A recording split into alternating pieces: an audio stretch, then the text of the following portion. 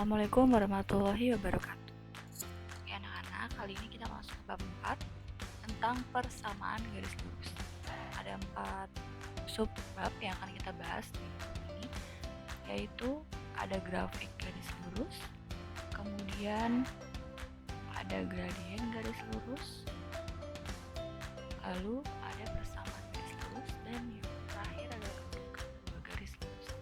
Kita langsung bahas subbab tersebut. Nah, ini adalah grafik garis lurus yang dinamakan dengan garis lurus. Garisnya berupa garis lurus seperti ini ya. Ini namanya garis lurus. Nah, sekarang kita lanjut ke persamaan garis lurus.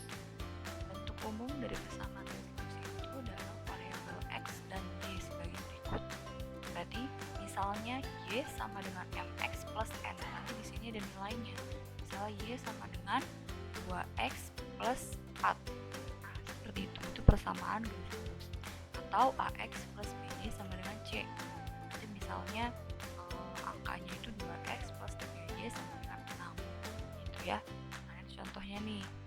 Contohnya y sama dengan min 2x plus 4 dan 4x plus 2y sama dengan 8 merupakan persamaan garis lurus. Nah, di sini perhatikan cara mengubah persamaan garis lurus menjadi bentuk lain yang ekuivalen berikut.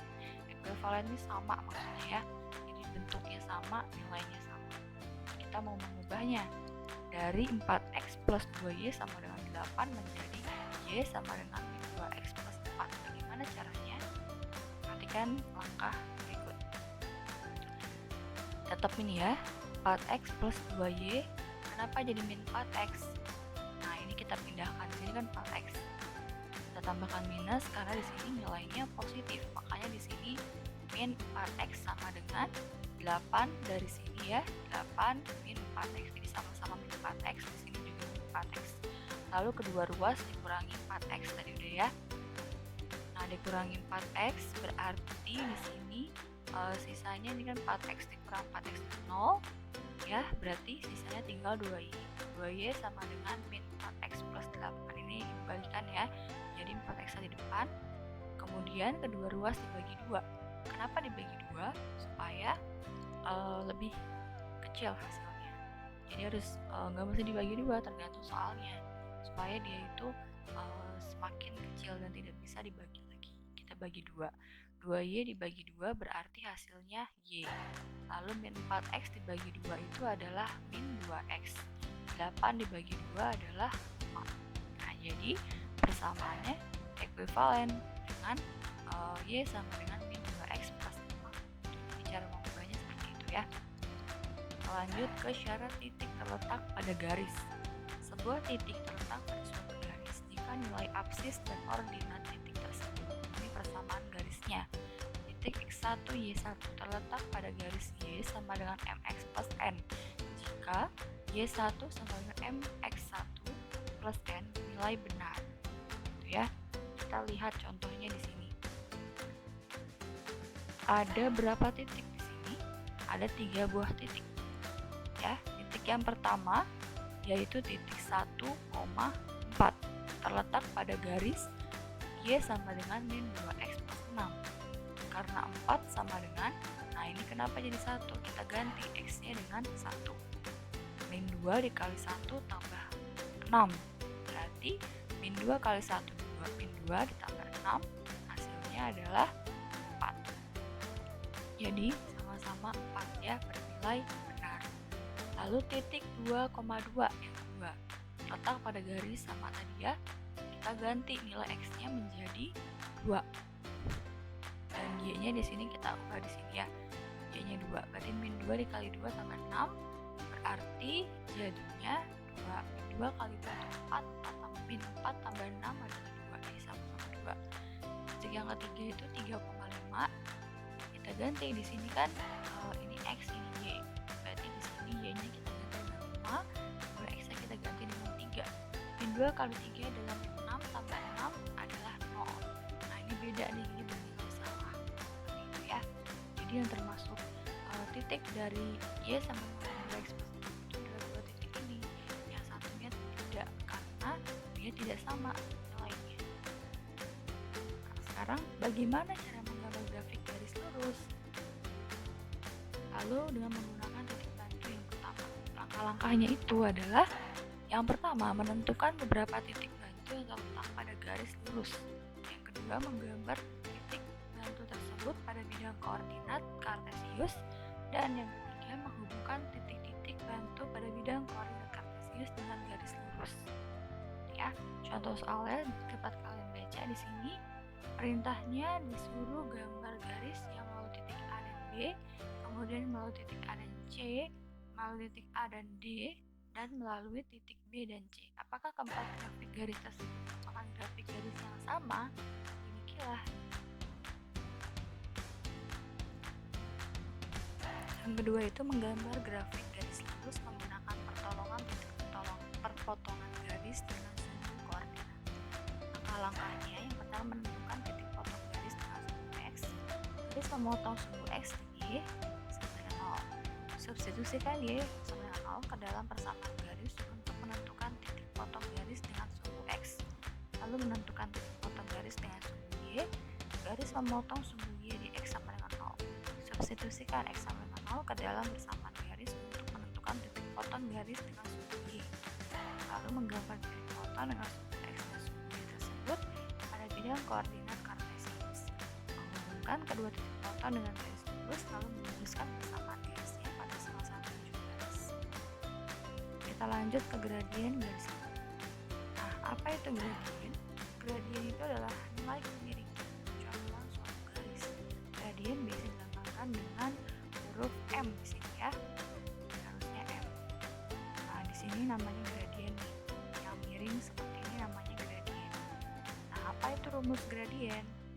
Adalah perubahan nilai Y dibagi perubahan nilai X, atau delta Y sama dibagi dengan delta X. Ya, menentukan gradien garis. Di sini langkah-langkahnya ada 5 langkah, dapat kalian baca sendiri ya. Nah, gradien garis ini rumusnya itu adalah perubahan nilai Y dibagi perubahan nilai X, atau delta Y dibagi dengan delta X. Juga kalau misalnya bentuknya seperti ini ya, rumusnya seperti ini, min A per B. Jadi kalau misalnya ada persamaan garis, di sini misalnya 2x plus 3y sama dengan 6. Berarti gradiennya adalah min 2 per 3 gitu ya. Jadi di sini adalah A-nya, di sini B-nya, di sini C. Bagaimana kalau misalnya min 2x plus 3y sama dengan 6? Berarti gradiennya berapa kalau di sini minus? Ini rumusnya. Berarti gradiennya jadinya positif karena min ketemu min jadi plus. Jadi gradiennya itu adalah 2 per 3 ya. Nah, ini kalau gradiennya itu melalui 2 buah titik. Ini rumusnya nih. Y2 kurang Y1 per X2 dikurang X1. Misal titiknya di sini 2,3, di sini misalnya 4,5 gitu ya. Tinggal kalian masukkan nih, ganti dengan angkanya gitu. Nah, ini sifat-sifat gradien suatu garis. Ada yang bergradien positif, lebih sama dari 0. Ada yang kurang dari 0, itu negatif. Ada yang sama dengan 0, gradien dari 0. Ada yang tidak terdefinisi. Kita lanjut ke persamaan. Persamaan garis yang diketahui gradien dan salah satu titik yang dilalui garis. Oke, kita lanjut ke yang bergradien M dan memotong sumbu Y. Nah, rumusnya pakai yang mana? Pakai Y sama dengan X plus M. Jika dia bergradien dan memotong sumbu Y, gitu ya. Kalau misalnya dia bergradien dan harus 2 titik, berarti rumusnya pakai ini. Y dikurangi 1 sama dengan M kali X kurang X1. Nah, kalau dia melalui 2 buah titik, harusnya pakai yang ini. Ya, bisa yang ini atau ini. Tapi lebih mudah yang bisa digunakan kalau dia melalui 2 buah titik. Sekarang kita lanjut ke kedudukan 2 garis.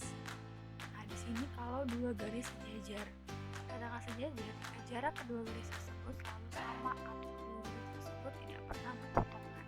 Nah, jadi dia itu gradiennya sama gitu ya. Jadi M1 sama dengan M2, gradiennya sama.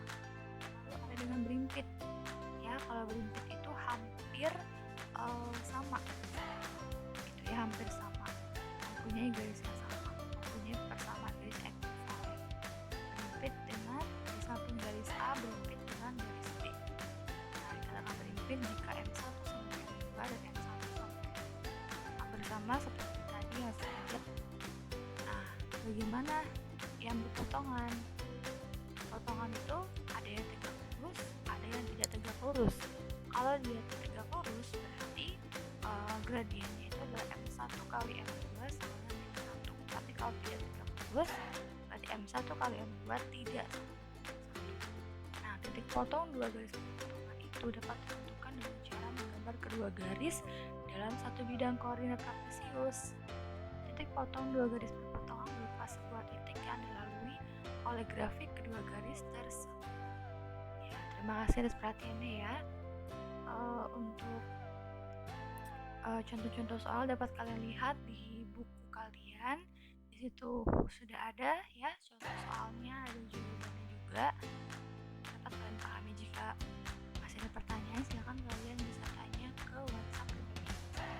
Terima kasih. Wassalamualaikum warahmatullahi wabarakatuh.